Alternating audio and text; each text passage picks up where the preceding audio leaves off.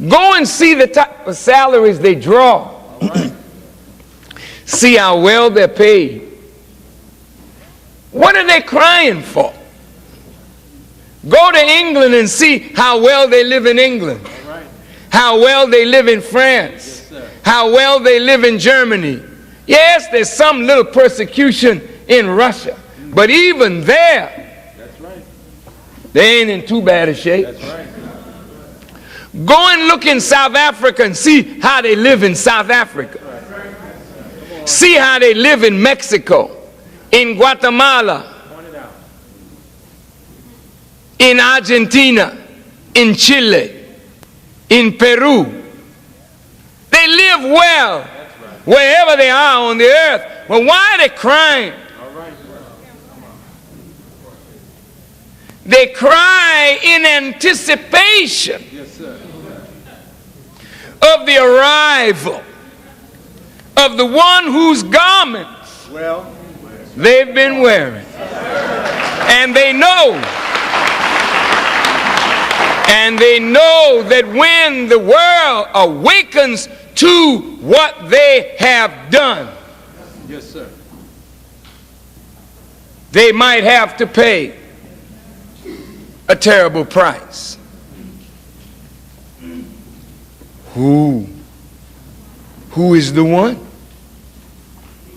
Who are the people that are to come to challenge their place? Who are these people? Where are they? They have so deceived the Christian world that the Christians know that the Jews don't believe in Jesus. But the Christians are literally handcuffed, saying that they are the choice of God, and if we bother them, God will get after us. So the Jew can come in the church and don't believe in Jesus, but the Muslim will be left outside the church and we believe in Jesus. That's how they got us all crazy. Yes, sir. Good feet. Point it out. Now, showdown time. Yes, sir. All the while that this is going on, you don't know nothing about what's happening. All you know is you got birthed in America from black people. Your mama black, your father black, and you just catching hell, you know. I don't understand all of this, but I know I'm under something. Yes, sir. But now, when the Honorable Elijah Muhammad is raised among us, and he said, brothers, sisters, you're not catching hell because you are evil. You're catching hell because somebody recognizes who you are. You're the heir of the vineyard. Uh-oh. Heir of the vineyard. What are you talking about, Farrakhan? Poor and ragged as we are? Heir of what vineyard? What are you talking about, man? Make it plain.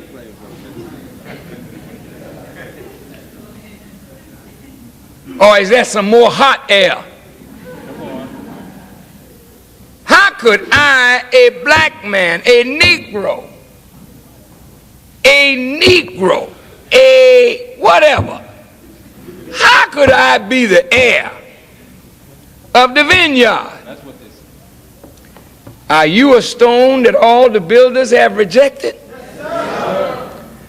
When they sit down and talk about government and civilization, do they invite you in? No. You not even a spook that sat by the door. You a spook that don't know where the door is to sit down. They're not caring nothing about you. What did Allah say in the Bible? I will choose the despised and and the rejected, a foolish people. Jews ain't never been foolish. Not since they met Moses, they have never been what you would call a foolish people. Yet you can say they're foolish in that they rejected the way of God through the prophets, which is a foolish thing to do, which they'll see it now. But their wisdom of wickedness, they are not like your foolishness. Your and my foolishness has been so non-productive. Yes, sir. Come on, brother. Just an outright foolish fool who is not producing anything of value for yourself or your people. Now that's foolish. That's right. I'm not trying to put us down, but this is the way the Bible describes us. You know what the height of folly is? When God tells you that the first law is self-preservation, and you running around trying to preserve everybody else to the neglect of yourself. Now that's foolish. Wouldn't you agree? Yes, sir. How many times have we fought for America, and how many times have we fought for ourselves? All right. Come on. Isn't that foolish? Here we fought in the Revolutionary War, brother, that made America America. They got their independence from England. You and I still dependent on white folks, still singing, "We shall." What? Isn't that kind of foolish? Yes, sir. Did you know that we fought in the Civil War? Yes, sir. We begged white folks, let us fight on the side of the North against the South. And there were some in the South fighting against the North. There were over 400,000 black soldiers in the Civil War. Lincoln was trying to preserve the Union. After the North won, the Union was preserved. Where was our Union? All right. When did we ever have any kind of union? When did we ever fight to produce a union in order to fight to preserve a union? You have never done this. That's right. Why? Foolish. It's foolish to work for somebody else and do nothing for yourself. That's foolish. But God said, I'm going to choose a foolish people. All right. A people who are no people at all. And I'm going to be their God. All right. And they will be my people. Yes, sir. I'm choosing them. For what? Why are you choosing them? I got work for them to do. Yes, sir.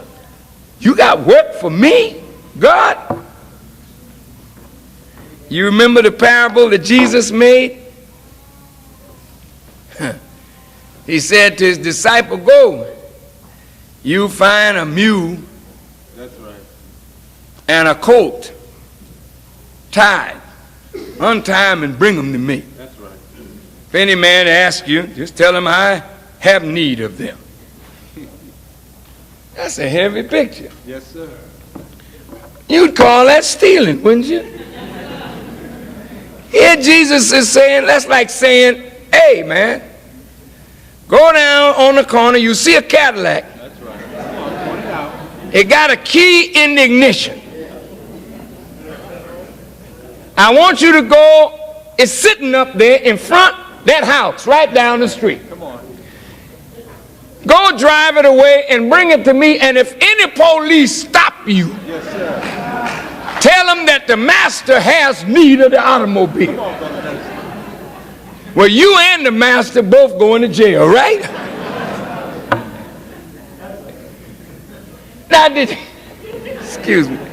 Was Jesus telling his disciples go steal the horse? Steal the donkey? No. He was talking about the law of use.